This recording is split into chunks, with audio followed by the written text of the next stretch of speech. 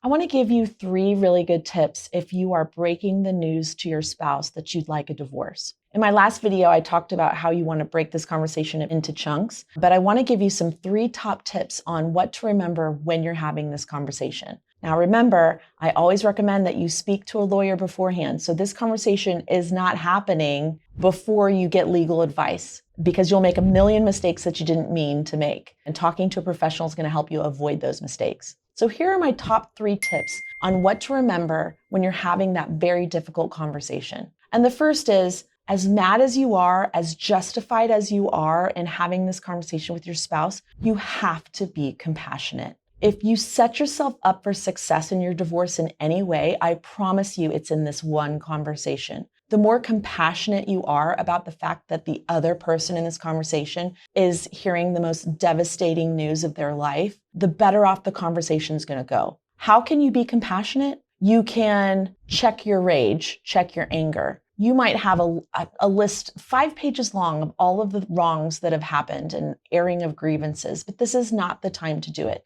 So be compassionate, be tender, be understanding that they don't want to hear this. It doesn't mean you change your position. Firmly communicate your position, but you're compassionate about it. And the second thing to do is to throw your script out the window. They're never going to say or react the way that you think. They might shock and surprise you, but you always need to keep the tensions down and low. Keep it neutral and have an exit plan. Arm yourself with phrases like, I understand you don't want to hear this. I hear you say that this is the last thing you want. I understand that this is going to mean a major change and you don't like change.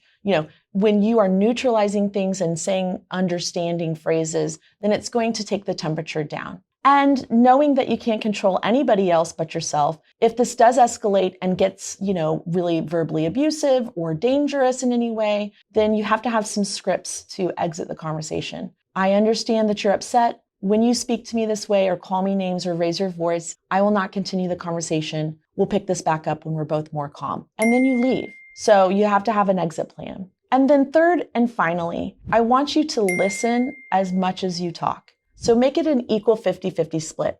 I used to think that you should listen more than you talk, but I revised my advice because you have to give the information to the other person for them to at least understand it later. And like I said, we're not putting all of the divorce information in one conversation. You're just broaching the topic. But you're wanting to speak and say your piece, and then you're also going to have to listen. And I hope you listen for half the time. Not because it's going to change your mind, but it's going to give you all the information you need to know about how the other person's processing it. Again, if this devolves into something terrible, you always have your exit strategy and your exit script. But do it in a neutral location. Don't have the kids around. And if you have to do it in a therapeutic environment, go for it. Those therapists are really, really great at breaking news to other people as well. I hope this helps. It's a super tough conversation.